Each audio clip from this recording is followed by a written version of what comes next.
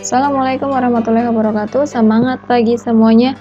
Pada video kali ini kita akan belajar menyusun laporan keuangan pada akuntansi perusahaan dagang. Data yang kita butuhkan adalah kertas kerja. Laporan keuangan yang akan kita buat adalah laporan laba rugi, laporan perubahan modal, dan neraca. Kita mulai menyusun laporan laba rugi. Data yang dibutuhkan adalah kolom laba rugi pada kertas kerja. Dalam laporan laba rugi ini, semua akunnya sudah ditulis sehingga tinggal menuliskan saldonya saja. Penjualan di sini sebesar 157.100. Kemudian retur penjualan 800 ditambah dengan potongan penjualan 3.200. Ini hasilnya dijumlahkan, ditaruh di sebelah sini sebesar 4.000.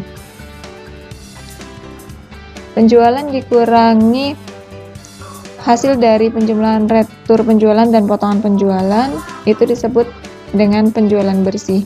Jadi dalam UD Mandiri penjualan bersih diperoleh 153.100. Berikutnya kita akan menghitung HPP-nya. Di sini sudah dirinci perhitungan HPP-nya. Persediaan barang dagang awal dapat dilihat pada akun ikhtisar laba rugi yang terdapat dalam kolom laba rugi di sebelah debit. Debit ini menunjukkan persediaan barang dagang awal. Kita tuliskan saldonya 30.500.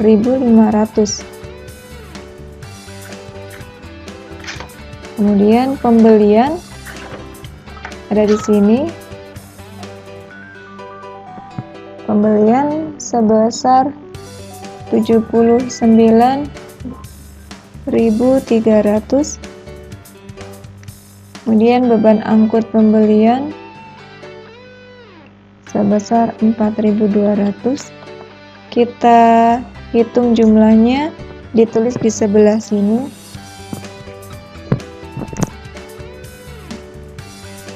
Sebesar 83.500. Berikutnya, retur pembelian dan pengurangan harga 850 ditambah dengan potongan pembelian 2.800. Hasilnya kita taruh di sebelah sini, yaitu sebesar 3.650 dikurangi dengan ini, hasilnya disebut pembelian bersih, yaitu sebesar 79.850. Kemudian persediaan barang dagang ditambah dengan pembelian bersih yang tadi sudah kita hitung, maka hasilnya disebut barang yang tersedia untuk dijual sebesar 110.350. Kemudian persediaan barang dagang akhir kita lihat dalam akun ikhtisar laba rugi yang ada di sebelah kredit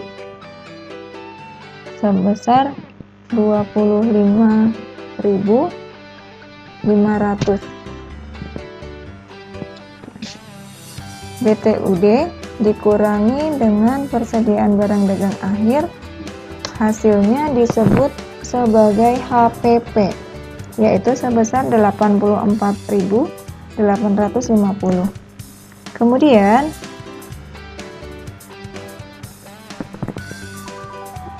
penjualan bersih dikurangi dengan perhitungan HPP, itu disebut sebagai laba kotor sebesar 68.250.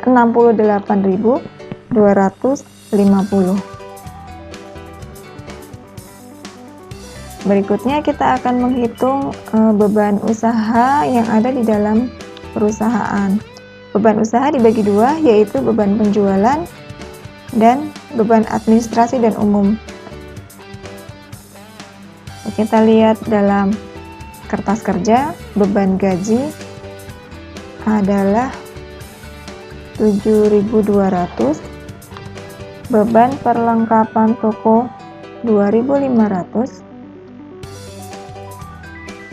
beban perlengkapan kantor 900. Hasilnya kita taruh di sini.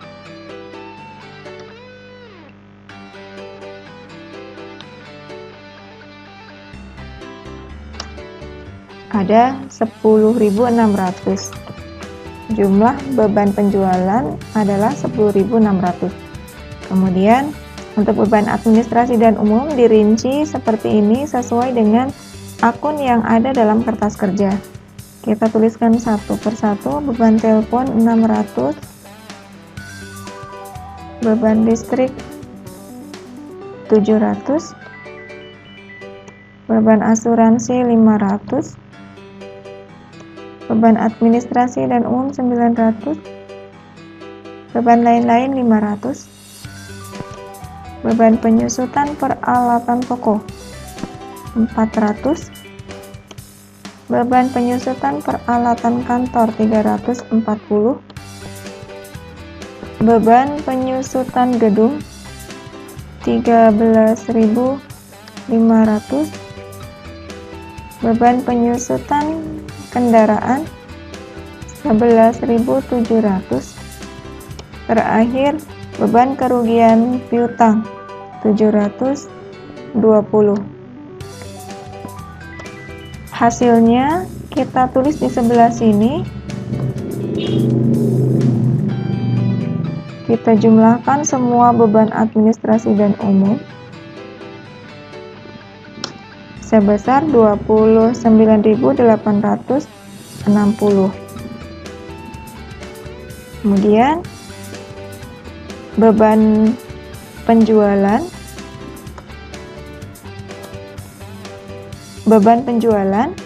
kita tambahkan dengan beban administrasi dan umum. Hasilnya adalah 40.460 total bebannya. Laba kotor yang sudah kita hitung tadi kita kurangi dengan jumlah beban. Hasilnya disebut sebagai laba usaha sebesar 27.790. Berikutnya kita akan melakukan perhitungan laba atau rugi di luar usaha, yaitu pendapatan yang ada di luar operasional maupun beban yang ada di luar operasional. Kebetulan dalam kasus ini hanya ada satu pendapatan di luar usaha, yaitu pendapatan bunga sebesar 1.850,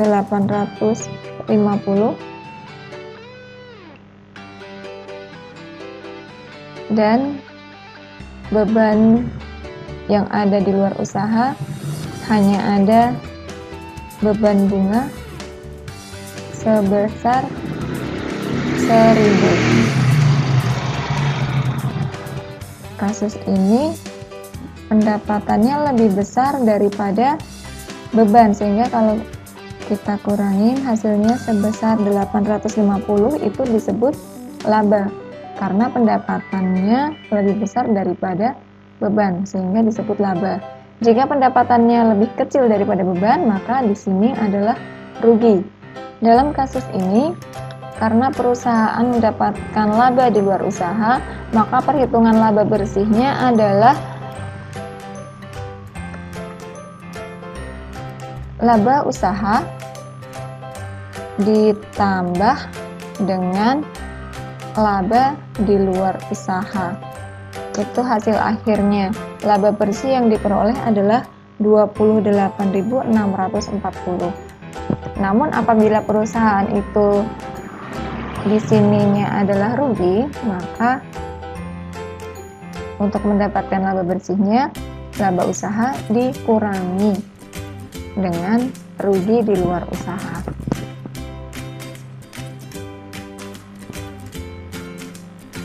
Jumlah ini sesuai dengan laba yang terdapat dalam kolom kertas kerja di sebelah sini. Jadi jumlahnya harus sama. Kalau nanti dalam penyusunan laporan laba rugi jumlahnya tidak sesuai dengan kolom kertas kerja yang ada di sebelah sini, kolom saldo akhirnya, berarti ada salah perhitungan yang harus dikoreksi. Yang kedua, kita akan menyusun laporan perubahan modal. Data yang kita gunakan adalah kolom neraca pada kertas kerja. Di sini data yang digunakan adalah modal awal. Modal awal ada di sini 190.000. Kemudian laba bersih, ini kita ambil datanya dari laba yang sudah kita hitung dalam laporan laba rugi tadi, 28.640. Kita masukkan ke dalam sini. Kemudian price sebesar 2.400.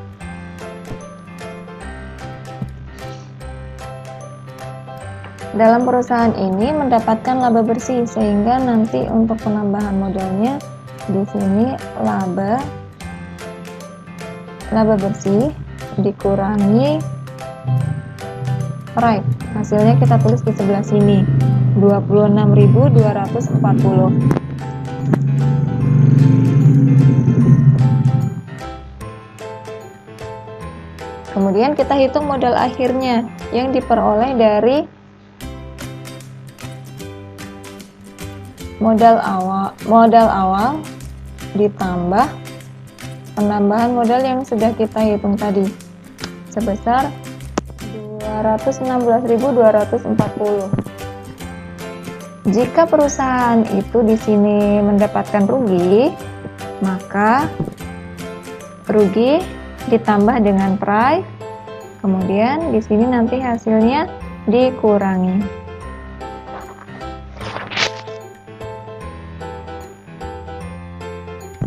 Selanjutnya kita akan menyusun neraca UD Mandiri. Data yang dibutuhkan adalah kolom neraca pada kertas kerja. Di sini kolom neraca itu dibagi dua. Yang sebelah kiri itu berisi harta semuanya, yang di sebelah kanan berisi utang dan modal. Kita mulai menyusun harta. Harta dibagi menjadi dua, yaitu harta lancar dan harta tetap, sesuai dengan kondisi yang ada di dalam kertas kerja. Kita tuliskan di sini untuk akun kas 37.000. Kemudian ada piutang dagang 18.000. Di bawahnya ada cadangan kerugian piutang di sini 720. Kemudian kita kurangi dulu ini hasilnya.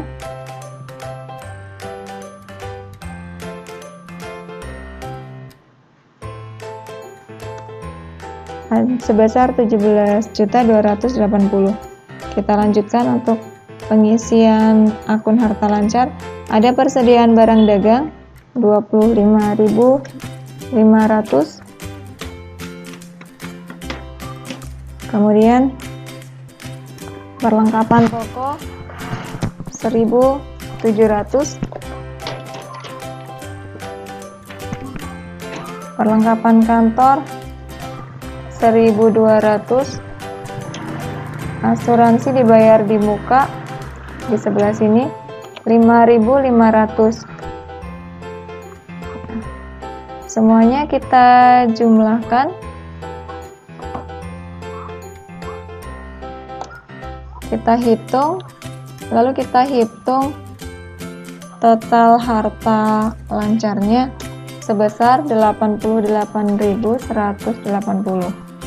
Berikutnya kita akan merinci akun harta tetapnya.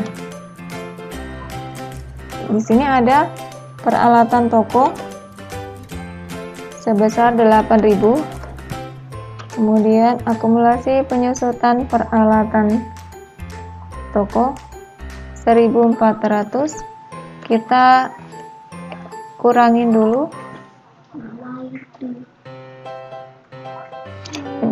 Peralatan toko dikurangi akumulasi penyusutan peralatan toko 6.600.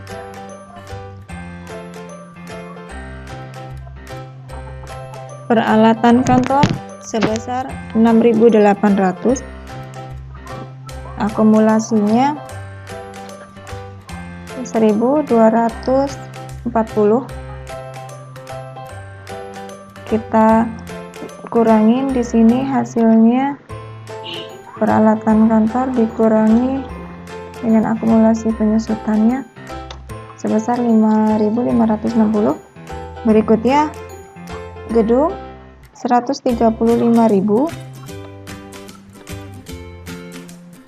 Akumulasi penyusutan gedung 25.500. Sama, kita kurangi lagi gedung dengan penyusutannya, kita tulis di sebelah sini sebesar 109.500. Berikutnya akun kendaraan 117.000. Akumulasi penyusutannya 22.700. Kita kurangi, kemudian hasilnya kita tulis di sebelah sini juga. Kemudian kita akan menghitung jumlah harta tetapnya dengan menjumlahkan dari sini sampai ke sini. Kita jumlahkan, hasilnya adalah 215.960. Selanjutnya kita hitung total hartanya, yaitu dengan menjumlahkan harta lancar dan harta tetap sebesar 304.140. Berikutnya kita kerjakan yang di sebelah kanan. Utang lancar. Utang lancar itu dalam kertas kerja ini hanya ada dua, yaitu utang dagang dan utang gaji. Utang dagang ada di sebelah sini sebesar 19.000. Kemudian utang gaji ada di paling bawah 2.000. Kita hitung jumlahnya, kita taruh di sebelah sini.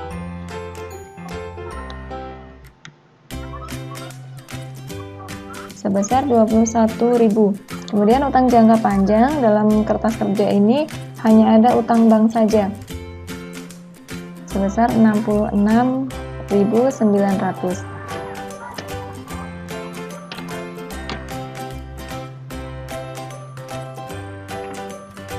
Kemudian kita akan menghitung total hutangnya dengan menjumlahkan utang lancar dengan utang jangka panjang. Hasilnya adalah 87.900.